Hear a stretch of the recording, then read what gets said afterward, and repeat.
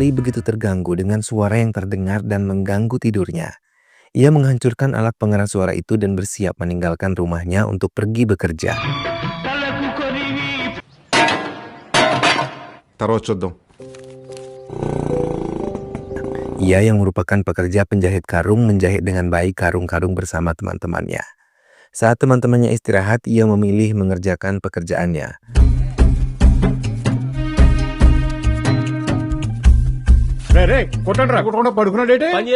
Setelah pulang dari gudang karungnya, ia tidak pulang ke rumah melainkan menghabiskan uang-uangnya untuk minum di kedai minuman. Namun saat ia pergi ke kamar mandi, tempatnya diambil alih oleh orang lain dan itu membuat perkelahian di kedai itu dan kerusakan terjadi di mana-mana. Tallar suridu cita tahu tak?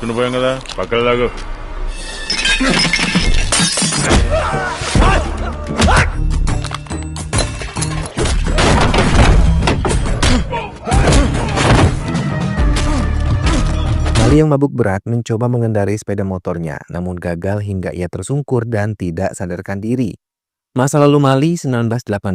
Ayah Mali sangat senang ketika tahu Mali di sekolah yang ia ingin-inginkan. Hingga dengan semangat ia mengajak putranya untuk mengambil foto. Dalam kesempatan itu, Mali meminta ayahnya untuk berfoto bersama. Keduanya sangat bahagia bisa berkesempatan untuk berfoto bersama. Satya Narayana, ayah Mali yang terlibat hutang, tidak mampu membayarnya. Ia memohon untuk diberikan waktu, namun si pemberi hutang tidak mau memberikan waktu tambahan. Mali yang melihat hal itu segera memberikan sepasang anting dan meminta si pemberi hutang tidak lagi menagih hutang ayahnya. Hal yang mengejutkan tiba-tiba terjadi. Seorang wanita setengah baya tiba-tiba membawa seorang bayi yang mengaku itu adalah anak dari Satya Narayana. Hal itu sangat membuat kecewa ayah mertuanya dan memberikan pilihan. Satya Narayana malah memilih wanita lain dibandingkan ibunya dan pergi dari rumah mereka.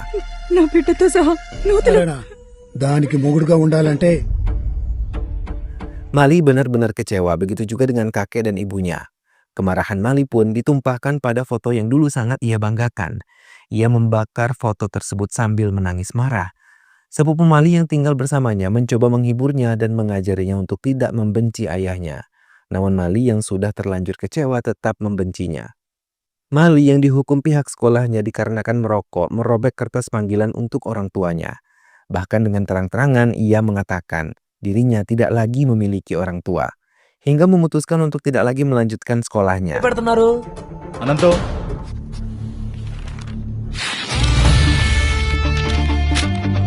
Setelah ia tidak lagi bersekolah, Mali selalu bertindak kasar di hadapan warga kampungnya. Bahkan terang-terangan ia mengungkapkan kebencian dan kemarahannya di hadapan ayahnya. Mali menghancurkan hidupnya sendiri. Ia tidak lagi menempuh pendidikan. Hidupnya hanya digunakan untuk minum minuman keras. Bahkan ia jarang kembali ke rumah kakeknya. Ia memilih menghabiskan masa mudanya dengan berkelahi dan bekerja dibanding memilih pendidikan untuk masa depannya. Ia melakukan itu semua karena kekesalannya dan kemarahannya pada ayahnya yang benar-benar tidak bisa ia maafkan. Tahun 1995. Mali yang menginjak dewasa semakin liar, bahkan berulang kali menghabiskan uangnya untuk tidur dengan wanita pekerja seksual. Satya Narayana yang melihat perilaku buruk Mali merasa sangat sedih. Kemarahan Mali kepada ayahnya sama sekali tidak hilang. Bahkan ia tidak mau bertegur sapa dengan ayahnya yang berulang kali mengunjunginya.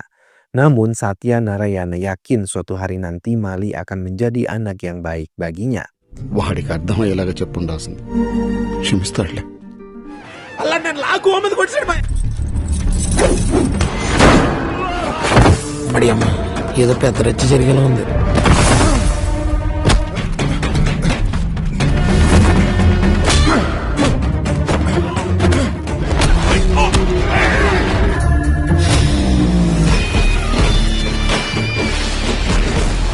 Keributan yang diciptakan Mali terhenti ketika polisi mendatangi festival. Semua orang yang terlibat keributannya memilih meninggalkan tempat itu dibanding harus berurusan dengan petugas. Termasuk teman Mali yang mengajak Mali untuk pergi meninggalkan festival itu. Keluarga besar Mali kini berkumpul karena akan menikahkan sepupu Mali yang selama ini tinggal bersamanya. Mali mencoba menyukai pilihan Rajiam karena ia melihat cinta di mata Rajiam. Shobhan బాబులా ఉన్నారు చాలా ఆనందంగా బతికేస్తానని. Ia meminta calon suami Rajiam bisa membahagiakannya dan tidak mengecewakannya. Pernikahan pun dilakukan. Banyak tamu penting yang diundang dalam acara itu termasuk Raju yang merupakan pemilik gudang karung. Mali yang ikut andil dalam pernikahan itu terkejut ketika melihat Raju memerintahnya dengan seenak hatinya. Sang paman mencoba menenangkannya dan menurutinya agar tidak terjadi keributan.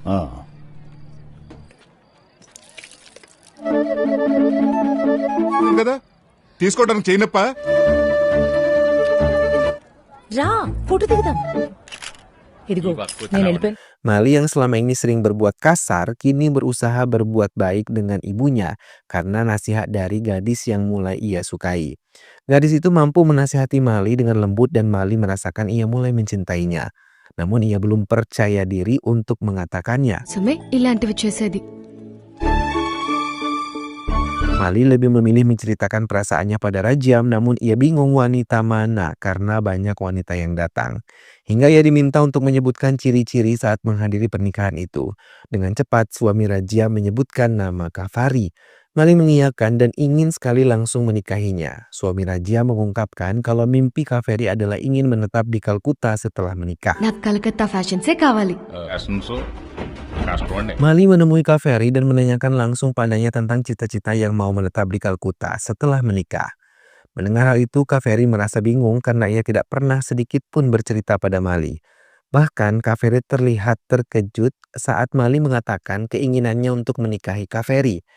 Teman Kaferi yang mendengar hal itu mengatakan kalau Mali adalah pria yang kasar dan berulang kali berbuat keributan di desanya. Kaferi belum juga memberikan jawaban untuk perasaan Mali kepadanya. Ia merasa gusar dan menceritakan pada Rajiang. Mendengar hal itu, Rajiang mengajarinya untuk lebih rapi agar Kaferi merasa nyaman dekat dengannya. Mali mencoba mengubah penampilannya dan hal itu membuat Kaferi benar-benar terkejut. Kaferi yang belum mengenal Mali malah merasa takut ketika Mali terus mengikuti kemanapun ia pergi. Namun Mali berusaha berubah menjadi lebih baik lagi dan lebih mengendalikan emosinya setelah mengenal cinta Kaferi. పైగా రొంప కూడా వచ్చేస్తుంది నా వల్ల కాదు చెప్పేస్తాను ఇష్టం లేదని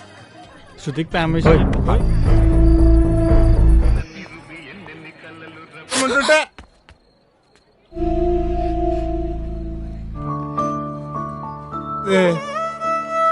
Melihat perubahan sikap Mali, Kaferi diam-diam mulai menyukai Mali. Mereka menjalani hubungan dengan penuh cinta kasih. Semenjak bersama Kaferi, Mali lebih banyak tersenyum. అక్కడే ఉండండి. Kaveri Namun Jyoti, wanita pekerja seksual yang biasa menghabiskan malam bersamanya, kini tiba-tiba muncul kembali di kehidupan Mali. Melihat Jyoti, Mali terkejut dan mencoba menolaknya, namun Raghav malah mengunci kamar itu. Di dalam kamar itu, Mali menceritakan kalau ia akan mengubah kebiasaan buruknya dan memulai kehidupan baru dengan Kaferi.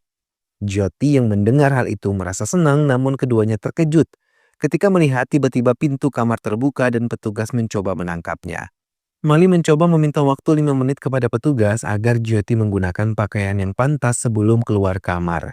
Namun petugas tersebut malah membuka dengan sengaja selimut yang menutupi tubuh Jyoti.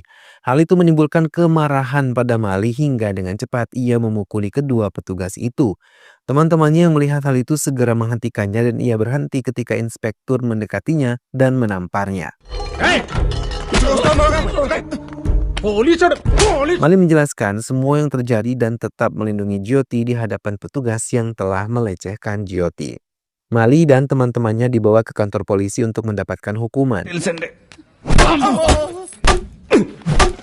Ayah dan pamannya dengan cepat menjemput dan memberikan jaminan kepada pihak kepolisian. Namun inspektur yang bertugas menolak mereka hingga Satya Narayana bersujud memohon pengampunan putranya. Mali dan teman-temannya yang telah menjalani hukuman dikeluarkan, namun ia tidak tahu ayahnya ada di belakangnya. Dengan lantang, Mali mengatakan ayahnya telah meninggal 18 Januari 1985. Satya Narayana yang mendengar itu merasa sedih karena ia ingat benar tanggal itu adalah tanggal di mana ia meninggalkan rumah dan juga Mali. ఆడింట్రా అంత మాట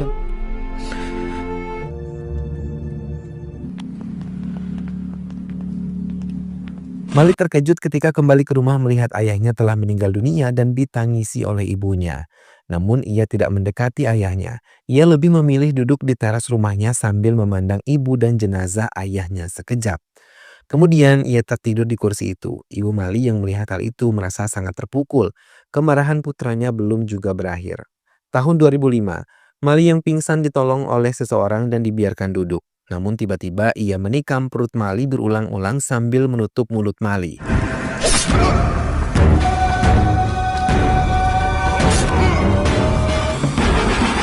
Pria itu ketakutan dan kembali ke mobil yang berisi Raju. Melihat tubuh Mali berlumuran darah, ia tersenyum dan mengatakan pada pelaku untuk tidak khawatir karena ia yang akan mengurus semuanya. Pelaku penikaman Mali tidak lain adalah adik tirinya. Ia merasa dendam karena Mali tidak mengizinkan ibunya untuk melihat jenazah Satya Narayana bahkan mengurusnya. గురించి నువ్వు నాకు చెప్పకు. ఆయన నేనేం చేయాలో ఎలా చూసుకుంటారో ఎన్ని గంటలు చూసుకుంటారో నాకేంటి? Ketika melihat wanita itu, ia mengusirnya, namun Mali sendiri saat itu tidak mau mengurus kremasi ayahnya. Hal itu yang membuat dendam adik tiri Mali. వాడు తలకొరి పెట్టలేదు నన్ను Kebencian Mali pada Ramana, adik tirinya, benar-benar mendarah daging. Bahkan ia tidak sudi disebut sebagai kakak dari Ramana, hingga Ramana memilih menerima tugas yang diberikan Raju untuk menikam Mali. Mali yang tertikam bukan segera ditolong oleh orang-orang yang melihatnya. Mereka malah memperburuk keadaan dan membuka aib Mali yang tidak mau mengurus jenazah ayahnya. Hingga petugas datang dan tahu ia masih hidup, segera dibawa ke rumah sakit untuk segera ditolong. Ibu dan pamannya yang tahu tentang berita itu segera mengunjungi rumah sakit dan merasa sedih mengetahui keadaan Mali. Tahun 1995, Kaveri yang datang mengunjungi Rajiam mulai mengetahui luka yang didapatkan Mali dari ayahnya sejak kecil. Kaveri yang mulai mencintainya mulai berbicara pada ayahnya yang tidak lain adalah inspektur polisi. Mendengar hal itu, ayah Kaveri sama sekali tidak menyetujuinya karena Mali bukanlah laki-laki yang baik untuk putrinya. Karena berulang kali ia berurusan dengan pihak kepolisian, Kaveri pun terdiam dan menceritakan semuanya pada Rajiam dan juga Mali. Mendengar hal itu, Mali merasa sedih sekaligus menyesal hingga ia mulai mencari cara untuk bisa membuat inspektur menyukainya. Mali menjual traktornya dan ingin membuka gudang karung koni yang mengumpulkan banyak uang untuk bisa mewujudkan mimpi Kaveri untuk tinggal di Kalkuta. Mendengar hal itu, Kaveri merasa bangga dan ia akan berusaha untuk memperjuangkan cinta mereka di hadapan kedua orang tuanya. Mali yang bersungguh-sungguh ingin memulai berbisnis mulai mendatangi gudang karung koni yang ada di dekatnya. Namun saat Ramana melihat Mali datang, ia tiba-tiba menyerangnya. Hingga pekerja-pekerja lain di tempat itu pun ikut menyerang Mali. Perkelahian tidak bisa dihindari. Semua pekerja karung itu berkelahi saling menyerang. Namun beruntung Mali hanya memukuli mereka tanpa melukai mereka sedikit pun.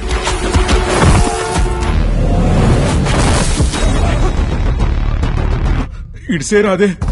Mali menemui Raju yang merupakan pemilik gudang karung goni terbesar di desanya. Namun akhirnya ia batalkan dan ia membuka sendiri gudang karung tanpa bekerja sama dengan Raju. Semua keluarga dan beberapa penduduk berkumpul di gudang karung milik Mali yang baru. Mereka berdoa bersama termasuk Kaveri dan berharap usaha Mali bisa berjalan dengan baik dan membuat masa depan mereka menjadi lebih baik. Kaveri benar-benar bangga mencintai dan mendampingi Mali yang benar-benar ingin berubah untuk masa depan mereka. Ibu Mali juga merasa senang dengan perubahan yang dilakukan putranya. Tidak main-main, ia benar-benar meninggalkan semua kebiasaan buruk yang dulu sering ia lakukan. Raju yang merasa tersaingi membakar habis gudang karung milik Mali ketika semua orang telah meninggalkan tempat itu. Mali yang tahu gudangnya terbakar, terkejut dan mencoba menyelamatkan yang bisa ia selamatkan. Gudang karung goni yang ia beri nama Bashala Kaveri itu benar-benar tidak bisa ia selamatkan. Setelah kejadian itu, Raju mendatanginya dan mencoba memberinya nasihat. Namun sama sekali tidak mau membantu. Hingga Ragava yang merupakan sahabat Mali mencoba membuka mata Raju kalau pendiri pertama gudang karung ini adalah kakek Mali yang selalu merangkul semua pengusaha karung untuk bisa membangun usaha mereka. Mendengar ucapan itu, Raju marah dan Mali mencoba membela Ragava. Namun Raju sama sekali tidak mengindahkannya dan mengusirnya dari gudang miliknya. Mali benar-benar terpuruk dan tidak ada satupun sahabat yang mau menolongnya. Hingga terpaksa mendatangi Rajiam meminta bantuan pada suaminya karena dulu ia pun sering membantu sampai pengobatan putrinya ditanggung oleh Mali. Namun suami Rajiam sama sekali tidak peduli, malah ia meninggalkan Mali begitu saja. Kaveri mencoba membantunya dan memberikan cincin miliknya untuk bisa membuka kembali gudang milik mereka. Mau tidak mau Mali menerimanya dan memulai kembali dari awal. ఎప్పుడు తీసావురా? నిన్న Di అయిపోయింది మరి. kediamannya, Kaveri berniat memberitahu semua perubahan sikap baik Mali pada ayahnya dan menolak pernikahan dengan anak kota. Mendengar hal itu, ayahnya menarik napas, ingin menolak tapi ia melihat cinta di mata putrinya begitu besar, hingga ia mengatakan Mali bisa menemuinya sekarang dan membicarakan pernikahan mereka. Mali mengajak ibunya untuk bertemu dengan keluarga Kaveri. Sebelum berangkat ke rumah Kaveri, sang ibu berdoa dan meminta Raja mengantar Mali untuk mendatangi rumah Kaveri. Raja menceritakan bagaimana Kaveri dan Mali berkenalan. Namun ayah Kaveri malah menelanjangi kesalahan Mali. Raja mengatakan itu semua masa lalu dan kini Mali benar-benar berubah menjadi lebih baik. చాలా గొప్ప విషయం. మరి ఓ బ్రోతల కోసం మా అప్పుడండి ఇప్పుడు Namun ayah Kaveri terus menelanjangi kesalahan Mali lagi yang durhaka pada ayahnya. Berulang kali Raja menenangkan Mali agar tidak terpancing, namun usahanya gagal karena Mali benar-benar tidak bisa mengendalikan emosinya yang menyinggung tentang ayahnya. Pertengkaran pun terjadi di antara Mali dan ayah Kaveri. Mali mencoba mengajak Kaveri untuk menikah dengannya, namun Kaveri memilih untuk menikah dengan restu ayahnya dan membiarkan Mali pergi. Mendapatkan hal itu, Mali benar-benar kecewa dan merasa sedih.